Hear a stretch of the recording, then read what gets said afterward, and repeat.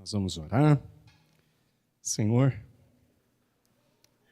nós queremos te agradecer também por esse tempo de louvor, onde a música exalta o teu nome, mas comunica também, a partir do nosso fôlego, dos nossos lábios, uma expressão de gratidão, de engrandecimento, de louvor ao teu nome.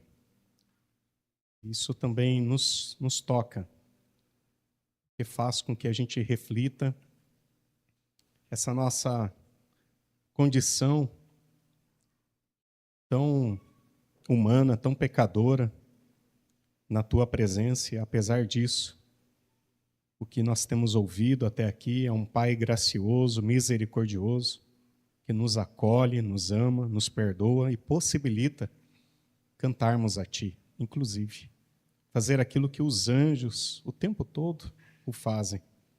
Obrigado, Senhor, isso é uma graça. Queremos pedir que o Senhor também esteja com os adolescentes, as crianças, também naquilo que eles irão preparar, também para logo mais, para homenagem aos pais. Nós queremos também pedir que o Senhor permita que o nosso coração seja agora um receptor da Tua palavra. Que o Senhor nos transforme, nos deixe um pouquinho mais parecidos com Teu Filho, Jesus Cristo.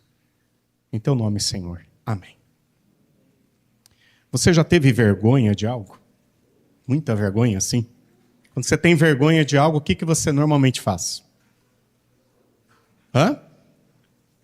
Falem mais alto, eu ouvi aí umas palavras. Se esconde, né?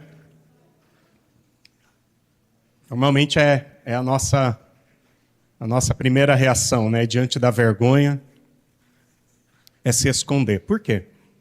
Por que nos escondemos? Nós temos medo, e isso nos acompanha desde a queda, desde o Gênesis, desde que o homem e a mulher se afastou de Deus, rompeu o relacionamento com Deus. Essa passou a ser a nossa atitude diante da vergonha, se esconder, fugir. É o que nós fazemos e procuramos fazer muito bem, embora isso, da parte de Deus, é bem difícil se esconder dele. Gênesis capítulo 3, valeu, mano. Gênesis capítulo 3, versículo 8, diz assim: quando soprava a brisa do entardecer, o homem e sua mulher, isso depois da queda, depois de romperem com um relacionamento com Deus, depois de decidirem fazer o que eles queriam e possuir o fruto, comer o fruto que era proibido, e querer optar pelos seus próprios desejos e caminhos longe de Deus, depois de fazerem isso. Mas, numa nova tarde, como de costume, eles ouvem o Senhor Deus caminhando pelo jardim, e diz o texto, então, que eles se esconderam dele entre as árvores. Então o Senhor Deus chamou o homem e perguntou: onde você está? Ele respondeu: ouvi que estavas andando pelo jardim e me escondi. Tive medo, pois eu estava nu. Esse é o retrato nosso, desde o Éden. Tem sido a nossa atitude, se esconder de Deus. A atitude de se esconder de Deus, essa atitude externa, ela é o reflexo de um rompimento interno, de um relacionamento que estava tudo ok. Da parte de Deus, estava tudo ok. Mas da parte do homem, não. O ser humano resolveu romper. Perdeu esta confiança. Abriu mão deste relacionamento de amor, de de cumplicidade, de confiança, e decidiu tomar as próprias rédeas da história, os próprios caminhos, as próprias decisões. E depois que vem a queda, depois que vem a vergonha da queda, resta ao ser humano essa atitude, a atitude de se esconder. É o que nós fazemos até hoje. Quando nós queremos manter as nossas próprias escolhas, manter os nossos próprios caminhos longe de Deus, a nossa relação com Ele só resta uma coisa: fugir dele, se esconder dele. E o ser humano se tornou muito criativo nisso até os dias de hoje. A gente se esconde de Deus no trabalho, a gente se esconde de Deus na nossa autossuficiência, nos escondemos de Deus nos nossos recursos, no nosso lazer, no nosso entretenimento. Nós nos escondemos de Deus nos relacionamentos. Não falta esconderijo. A gente cria, todos os dias, a gente cria um esconderijo novo para se esconder de Deus. Desde que a gente não precisa apresentar para Deus a nossa vergonha, vale qualquer coisa. Então nós nos ocupamos nos nossos esconderijos, porque é vergonhoso voltar para a presença de Deus e assumir a nossa nudez, a nossa vergonha, assumir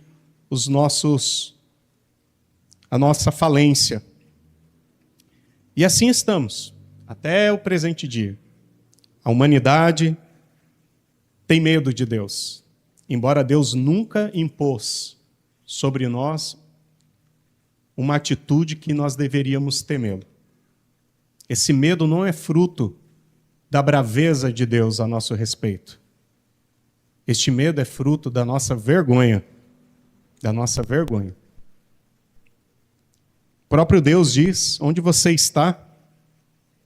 E é o ser humano que diz e reconhece: eu ouvi que estavas andando pelo jardim, eu notei a tua presença, tive medo e me escondi. Ali no verso 11, Deus vai questionar essa atitude. Ele questiona isso. Da onde vem esse medo? O que aconteceu para você ter esse medo? É fruto da onde? Do quê? Então, gente, este medo nos acompanha até hoje. E temos buscado se esconder de Deus até hoje. Qual tem sido o teu esconderijo de Deus? Onde você tem se escondido dele? Qual é o lugar da tua fuga? Para que você não precise passar um tempo na presença de Deus. Onde você foge? Com que você dedica o teu tempo? A gente quer, muitas vezes, encontrar uma justificativa moral para aquilo que a gente faz. Se é certo ou se é errado. Ah, mas isso que eu estou fazendo não é errado ou é certo. A questão não é essa. Resgatando um pouco a mensagem que falamos já dias atrás. Não é uma questão de ser certo ou errado. É de ser coisas que nos atrapalham, nos pesa. Mas mais do que isso, são coisas que nós nos acostumamos a ficar envolvidos para não precisar voltar para a presença de Deus. É uma forma de se esconder, é uma forma de fugir. Quais têm sido os nossos esconderijos? Esconder-se de Deus passou a ser um elemento de fraqueza do ser humano. Esta palavra aqui, no Antigo Testamento, esconder-se de Deus. Volto a dizer, é uma atitude externa de uma ruptura interna, de um relacionamento que se rompeu com Deus. Então a nossa atitude passa a ser essa: nos escondemos. Nós não sabemos o que fazer com os nossos erros na presença de um Deus que é tão amoroso. Então a gente se esconde. Nas relações humanas isso também pode acontecer. Quando você faz algo de muito errado, que quebra a confiança na relação com alguém, com seu cônjuge, com o pai, com a mãe, Se a gente não quer encarar aquela realidade de estar na presença de alguém que se dedica a nós, que nos ama, que confia em nós, então a gente foge. A gente foge. Quando a gente começa a passar muito tempo longe daquele relacionamento, a primeira suspeita é essa: alguma coisa está errada. Se a gente demora para voltar para casa, se a gente demora para olhar nos olhos do filho, nos olhos do pai, da mãe, é porque nós estamos com vergonha. E nós fugimos desta presença. E nós optamos por esconderijos, que moralmente não é um problema. Então a gente justifica esses esconderijos. Eu estou no trabalho, eu estou no colégio, eu fui na casa de um amigo, eu tenho muita coisa para fazer. E nós vamos nos escondendo destas relações, porque para nós é muito difícil ter que voltar a olhar nos olhos de quem nos ama com vergonha. É muito difícil. A gente foge. Você sabe que é assim. Isso nos custa muito. Então é mais fácil o caminho da fuga, do esconderijo. Esconder-se é uma fraqueza. É uma fraqueza. Por um outro lado, esconder pode ser a nossa força.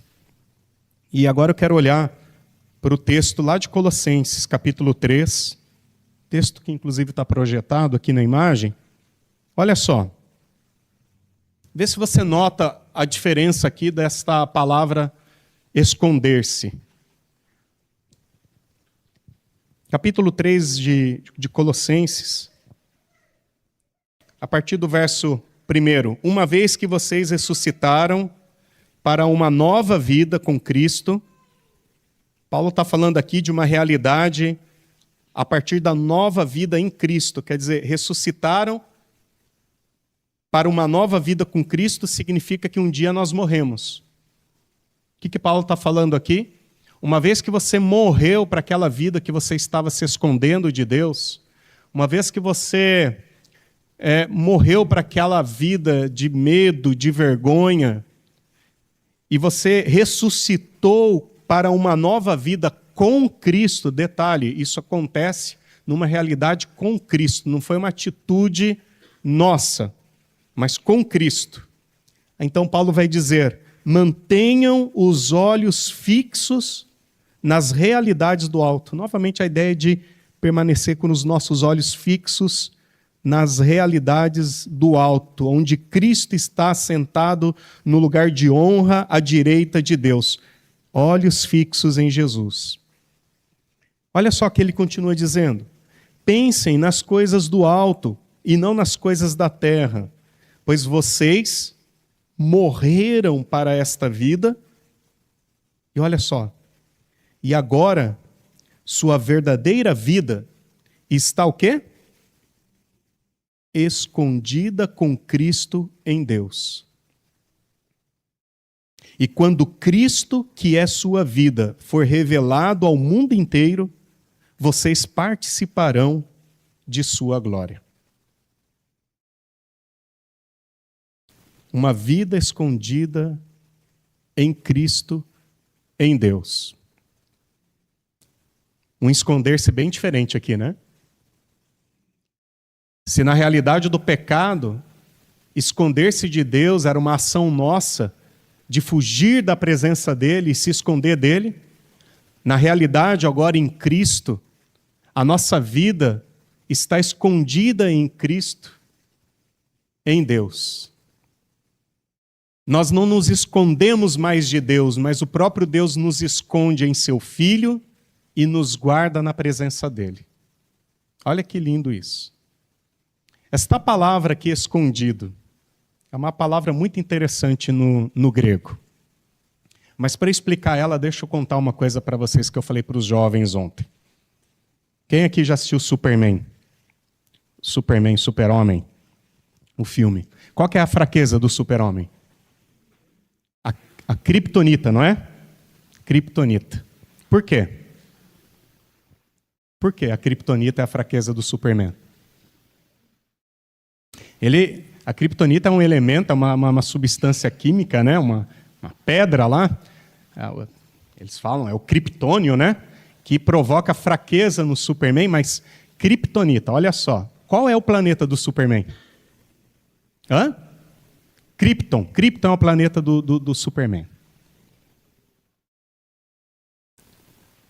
Sabe, Krypton é um planeta onde o Superman, segundo o meu assessor, Lucas, de filmes da Marvel, né? Krypton é o planeta onde o Superman não tem superpoder. Ele não é um super-homem lá. Agora, olha que interessante. O que significa Krypton? Você tem ideia? O que essa palavra lembra aí no português? Palavrinhas aí que nos lembra Krypton. Criptomoeda. O que mais? Criptografia. Mais alguma? Vamos pegar essas duas. Qual que é a ideia da criptomoeda? É uma moeda que está protegida. Qual que é a ideia da criptografia? É uma proteção da escrita. E o que é Krypton? Krypton é um planeta escondido, guardado, protegido. Sabe qual é a palavra grega que aparece aqui para esse versículo 3, que vai dizer: pois vocês morreram para esta vida e agora sua verdadeira vida está escondida com Cristo? Adivinha? Cripto.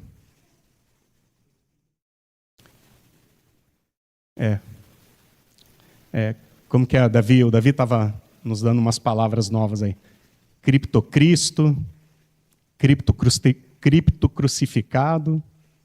Podemos inventar aí algumas coisas. Cripto. Essa é a palavra grega aqui. Se no Antigo Testamento a realidade do pecado nos levou a se esconder de Deus,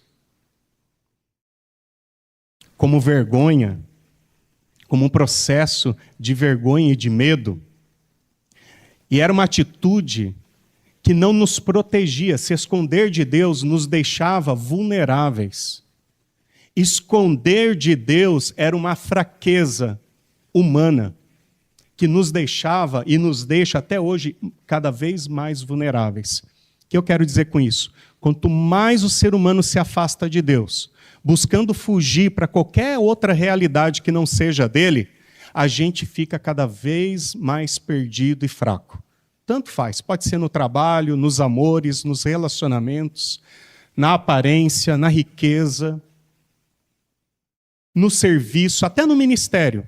Pode acreditar, até no ministério a gente pode se perder de Deus. Podemos, porque a gente vê nos evangelhos a atitude dos religiosos de criar uma vida piedosa como um mecanismo de fuga. É possível estruturarmos uma vida piedosa como um esconderijo de Deus. É uma forma de a gente dizer que está tudo bem com Deus, mas não está. Eu só estou me escondendo numa aparente vida piedosa. Sou crente de carteirinha, vou na igreja, né, faço lá todos os ritos, mas no fundo eu estou procurando o esconderijo de Deus. E fico cada vez mais vulnerável a mim mesmo, vulnerável ao pecado, vulnerável à queda, à destruição, à morte.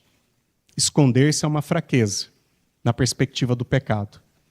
Porém, na perspectiva do Evangelho, esconder-se é a nossa força. Mas não é nós nos escondermos, é Deus nos esconder em Cristo. Olha que lindo isso. Paulo está dizendo que a nossa vida agora está abrigada, acolhida, protegida. Esta é a palavra. O significado de cripto aqui é isso. Abrigado, protegido, guardado. Tem mais uma expressão. Está oculta. Muito interessante isso. A nossa vida está oculta em Cristo. E sabe o que é interessante nesta palavra, oculta em Cristo, para o nosso tempo? É que nos dias que nós vivemos, uma das formas de a gente se esconder de Deus é se expondo. Se expondo. Porque é uma forma de a gente colocar em evidência o eu, a nossa pessoa. E colocar em evidência aparente, de maneira que a gente ganhe umas curtidas, uns likes, a gente ganha um status legal para isso. Então, expor é uma forma de se esconder de Deus. E a gente tem feito isso muito bem. A humanidade aprendeu a se esconder de Deus desta maneira. Veja, num tempo onde é tão importante as aparências, aquilo que a gente mostra para os outros, aquilo que a gente parece ser, a exposição ganhou um valor. Um valor, tem um peso. Aquilo que a gente parece, aquilo que a gente comunica, com a nossa fala, com a nossa postura, com nossos bens, não importa. E vem Paulo agora propor para nós que uma vida em Cristo é uma vida oculta. Talvez nunca foi tão necessário a gente entender o valor desta palavra. Porque tudo o que o Evangelho quer proporcionar para nós é uma vida genuína, uma vida que faz sentido. Porque, no fundo, a gente sabe que todas as nossas exposições, todo o nosso valor, toda a nossa reputação, tudo aquilo que os outros pensam, quem nós somos, no fundo não vale nada, não nos garante uma noite tranquila. A gente coloca a cabeça no travesseiro e não é o que os outros pensam que vai fazer a gente dormir bem. É a nossa consciência. E a nossa consciência denuncia que a gente está lindo por fora, mas vazio por dentro. E o convite do Evangelho é um convite tão cuidadoso com o nosso ser, com a nossa integridade, que Cristo nos convida a sermos abrigados nele, protegidos, guardados, mas também ocultos nele. Sabe por quê? Porque é necessário que neste mundo nós estejamos assim, ocultos. Quem tem que estar em evidência neste mundo é Cristo, não nós. Nós não temos valor próprio em nós mesmos. O nosso valor depende de quem somos em Cristo. Então, que Cristo brilhe, que Ele cresça, e como diz João Batista, que nós ficamos bem escondidinho nele, bem pequeno, que nós diminuímos, e Ele cresça. E isso é tão bom. E sabe quando a gente encontra paz nisso? Quando a gente entende o valor de estarmos ocultos em Cristo. Sabe o que é estar oculto em Cristo? É um relacionamento íntimo, profundo, gracioso, amoroso, suficiente e realizável, que para ti isso basta. Você não tem necessidade de aprovação. Você não tem necessidade de status. Você está satisfeito na presença de Cristo. Agora, isso é fruto de um relacionamento de quarto. Um relacionamento de quarto secreto, aquilo que Jesus fala. Quando você quiser falar com um pai, entra no teu quarto, fecha a porta e ore ao seu pai que te vê em secreto. Sabe o que é isso? É vida oculta em Cristo. O que importa, na verdade, é isso, gente. Essas coisas que têm valor. Essas coisas que não precisa estar visível para o mundo. Mas você sabe a consistência que isso tem na sua vida.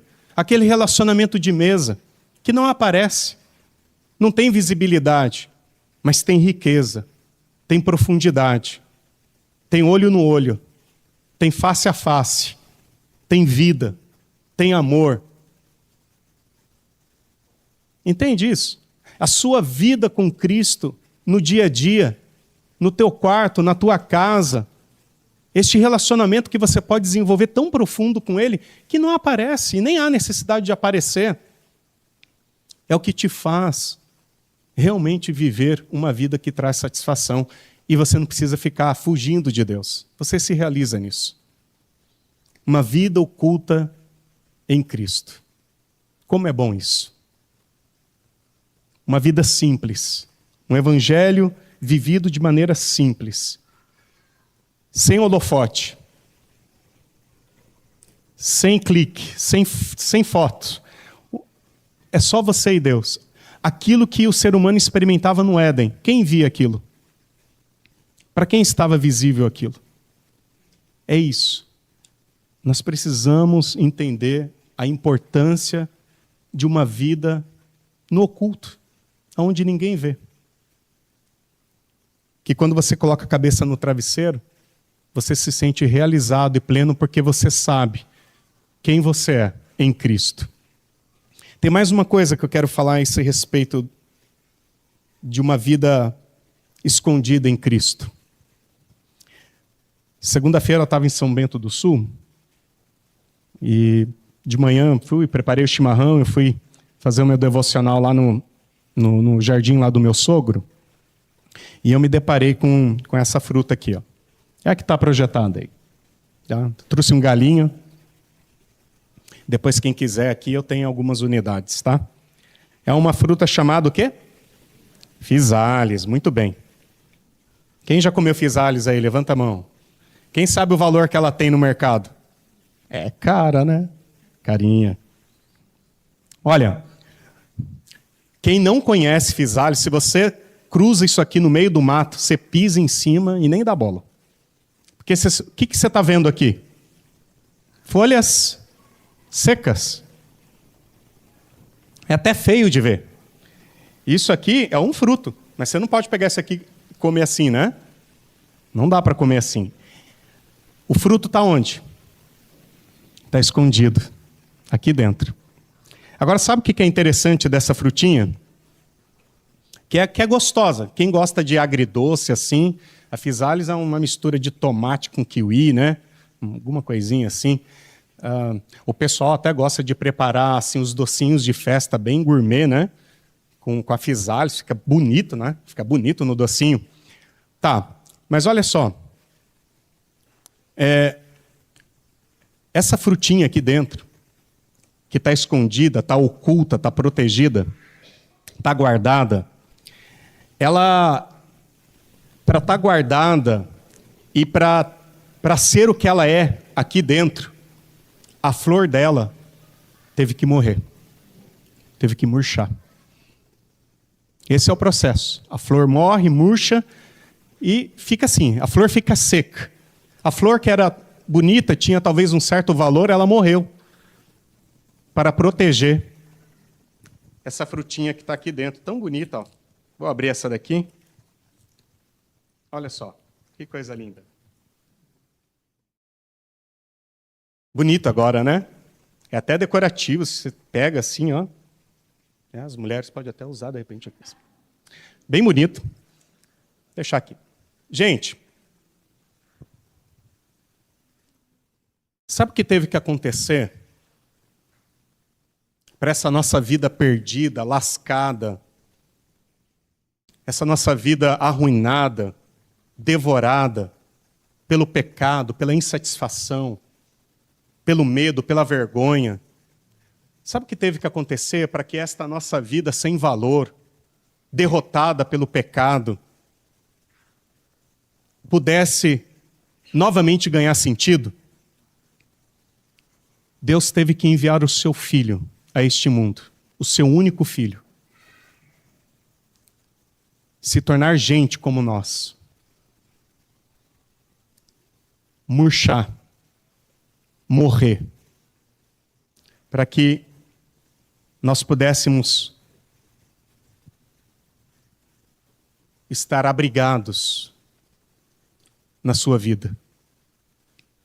Para que um dia, novamente, uma vez transformados, redimidos, pudéssemos voltar a ter uma vida que seja digna, que glorifique a Deus. Cristo teve que morrer. É pouca coisa isso para ti? Veja, Cristo teve que pagar um alto preço pela nossa vergonha. Nós não tínhamos condições de ter paz na presença de Deus. Não tínhamos. Você sabe disso. Mas agora, abrigados em Cristo, nós podemos estar novamente na presença dEle.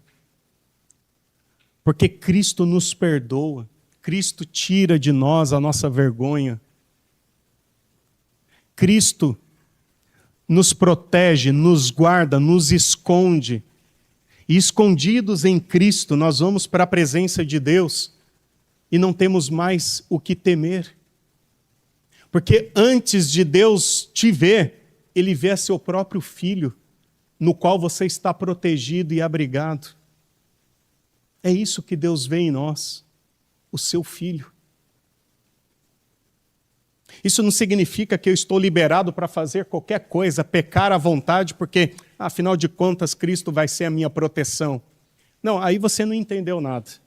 Isso significa que nós entendemos o caminho de não ter mais vergonha para estar na presença de Deus, e o caminho é este, é Cristo. É aceitar este convite de amor, de sermos protegidos e abrigados no seu amor, na sua graça, na sua misericórdia. E sabemos que estamos agora em condições de entrar na presença do Pai. Lembra a história do filho pródigo? Quantos filhos tem na história? 2, né? E o que os 2 fazem? Passam vergonha, né? Agem com medo. Um sai de casa, gasta tudo que o pai lhe deu, que nem era dele. E depois volta para casa cheio de vergonha. Ele não volta para casa, eu já preguei isso aqui, né? Ele voltou para a empresa do pai. Eu vou voltar lá para a casa do pai, porque lá até os empregados do pai são tratados bem. E eu vou falar para ele assim, ó, me receba como um escravo. Era isso. Como filho ele tinha vergonha de voltar, mas como escravo, quem sabe eu tenho chance.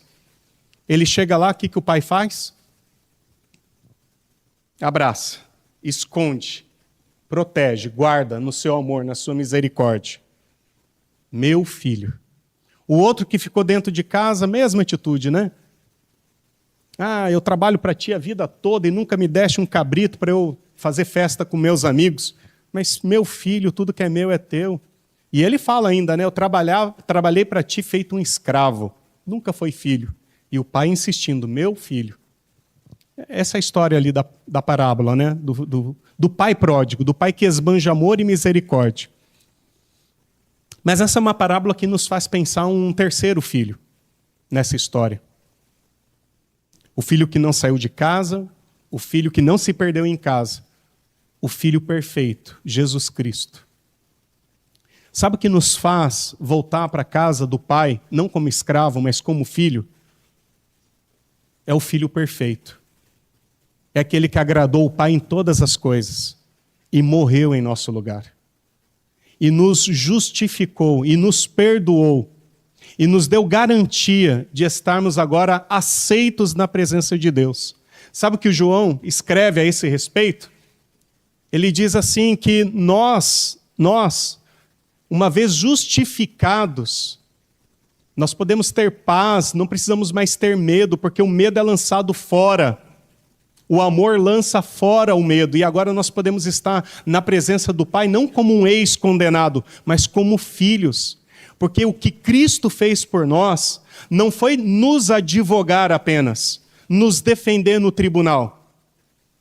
Ele nos tirou do banco dos réus e sentou no banco dos réus e morreu no nosso lugar. É isso que aconteceu no tribunal. Nós não saímos do tribunal como ex-condenados, nós saímos do tribunal sabendo que o Filho de Deus perfeito foi condenado em nosso lugar, e nós podemos agora chamar Deus não de juiz, mas de Pai. Porque Cristo nos escondeu na sua morte. Para que, diz o apóstolo Paulo, Uma vez que vocês morreram para esta vida, e a verdadeira vida está escondida em Cristo, em Deus, quando Cristo, que é sua vida, for revelado ao mundo inteiro, vocês participarão de sua glória. Portanto, diz Paulo, faça morrer todas as coisas pecaminosas e terrenas que estão dentro de vocês. Sabe o que Paulo está dizendo isso aqui?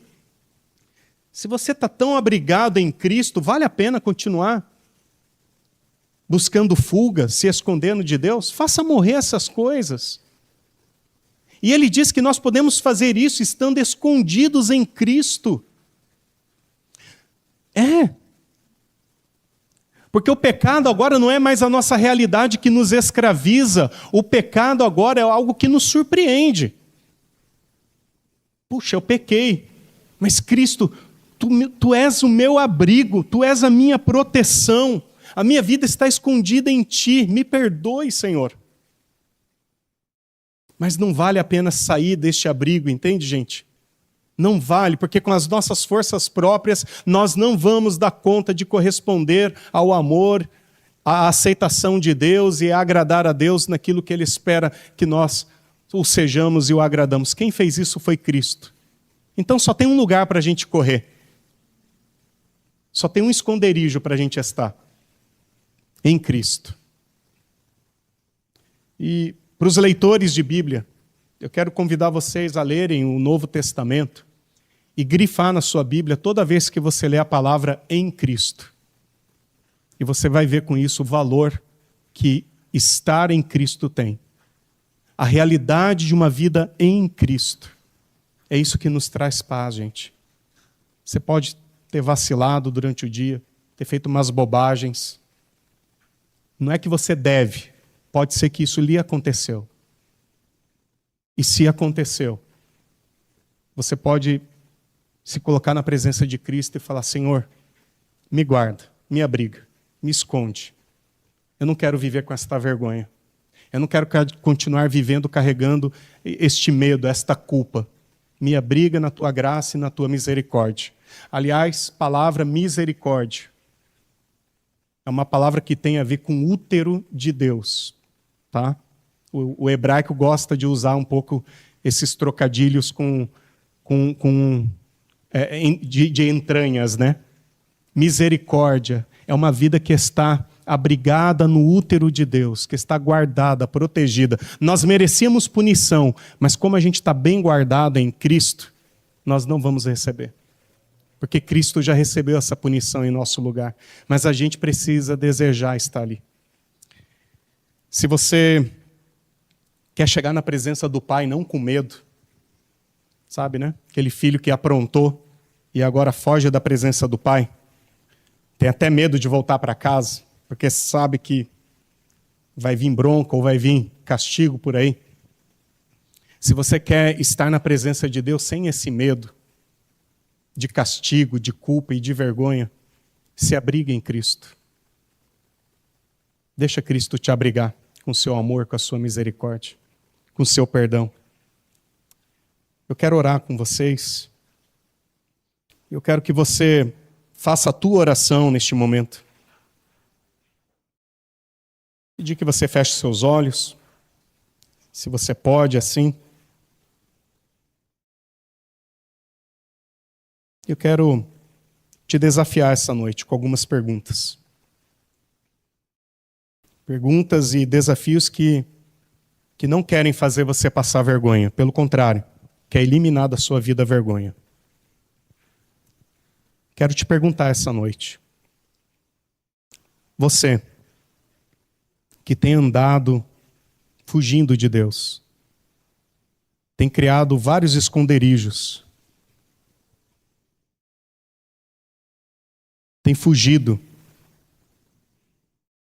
mas longe de Deus, e está cansado de viver assim, porque sabe que isso não tem trazido sentido na tua vida e nem te realizado. Eu quero perguntar para você se você deseja estar escondido em Cristo, em Deus. Se você deseja, só responda aí no teu lugar. Coloca a mão no teu peito e diga, eu desejo. Diga para Deus isso. Ninguém está te vendo. Você não vai precisar passar vergonha por isso. Pode dizer aí no teu lugar: Senhor, eu desejo, eu quero. Eu quero ter a minha vida escondida, abrigada em Cristo. Chega de vergonha, chega de fuga, chega de medo. Me abriga em ti, Jesus. Diga isso para ele. Jesus, me abriga em ti. Me esconda em ti. Me oculta em ti. Se você essa noite entendeu esta palavra, se o Espírito de Deus trouxe uma compreensão muito mais clara para ti, no teu entendimento do que as minhas palavras, e você entendeu que esta noite Deus está te dando um convite precioso de estar abrigado em Cristo. Diz para Deus isso: eu aceito, Senhor, eu aceito que a minha vida esteja abrigada em Cristo. E que possa começar a partir de hoje, ou continuar a partir de hoje na sua vida, um processo de morrer para esta velha vida, esta vida que vai te tentar ainda, esta vida que amanhã, ou hoje mesmo, vai continuar te provocando a fugir dele. Hábitos que precisam morrer, atitudes que precisam morrer na sua vida. Leve contigo esta palavra. Uma vez que você ressuscitou para uma nova vida em Cristo, mantenha os olhos fixos nas realidades dele.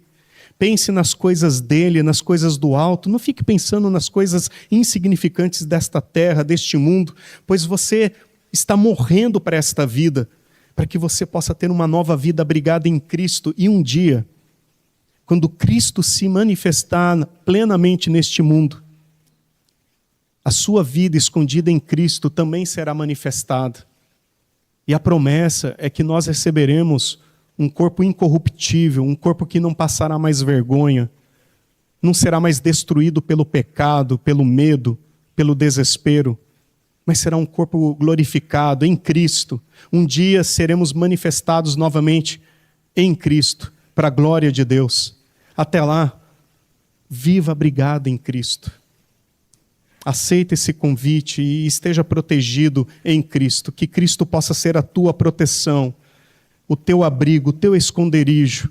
E que este amor de Cristo por ti seja suficiente, como diz Romanos 8, para não te separar do Pai, do nosso Deus Pai. Que nada, nem altura, nem profundidade, que nada nesta vida ou morte, que nem anjos, nem principados, nem potestades, que nada possa tirar do teu coração essa segurança de estar abrigado em Cristo e amado por Deus em Cristo. No nome de Jesus. Amém. Amém. Que Deus te abençoe com esta palavra.